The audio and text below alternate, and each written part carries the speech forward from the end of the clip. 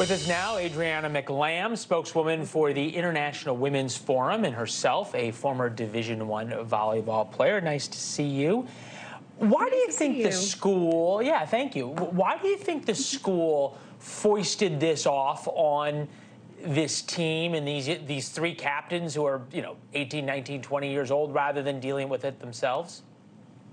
They wanted to defer responsibility to someone else, and that someone else is the NCAA. The NCAA doesn't have rules that protect female athletes, so they deferred to them, and they wanted to just kick the bucket and just keep it going along. Instead, their athletes suffered because they didn't want to own up and do what's right for their female athletes.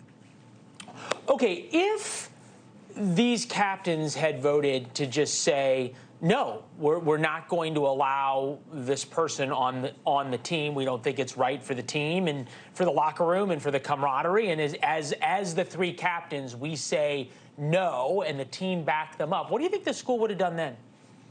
Well, actually, they said what they would have done. They would have rather coached a team of one that included this trans athlete than actually coached a group of female athletes who've worked their whole life for the sport. They chose that trans athlete over those of their female athletes. Whether the vote happened, whatever they said in the vote or not, the athletic department and the coach said they would rather choose the one before the female athletes. We've done this a couple of times, and we've put up, and you saw in the intro, sort of the differences here of what happens when men then compete in women's sports, even as a trans athlete, right?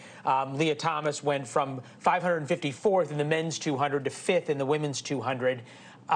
Roanoke swimmer competing as a male, 9th in the 500-meter free, 8th in the 100-meter fly in the Old Dominion Conference. We saw the video out of Maine, right, where a trans athlete went from barely being able to compete with men in the running divisions to lapping all the women. Why something that seems so fundamentally obvious is so fundamentally controversial? We are putting the feelings of those trans athletes above those of female athletes. In the name of exclusivity, we're gutting women's rights. Their right to sport, their right to be able to play on an even playing field, all for the sake of inclusivity of a very minority group that has an unfair advantage. Okay, do you think though, and look, we always want to give somebody the benefit of the doubt and be fair here. Do you think that the issue for these men who decide that they want to become women and compete in women's sports, do you think it's really that they want an unfair advantage? It's that Machiavellian, or do you at least take them at their word that they have these feelings about their sexual identity? We're not questioning whether they feel one way about their sexual identity or not. But at what point do we say, hey, your feelings are more important than the rights that women athletes fought so hard for over 50 years ago with Title IX? We're not banning athletes. We're not banning trans athletes from competing. They can still compete for their biological sex. They can still get the benefits of sport that are so important for so many athletes, but they don't need to do so against athletes that give them an unfair advantage. What do you make of the change that we've been seeing, right? If we look at the polling, even among Democrats now over the past couple of years, the pendulum has swung towards your position here. Are we sort of at the beginning of the end of this debate? This debate has always been a bipartisan one. It's always been a common sense one.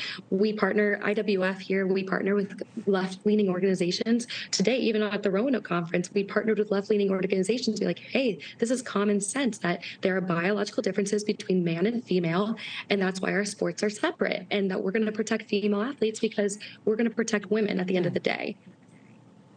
All right, Adriana, thanks so much. We appreciate it. No, I appreciate it. Thank you. Thanks for watching. Go to newsnationnow.com to find NewsNation on your television provider.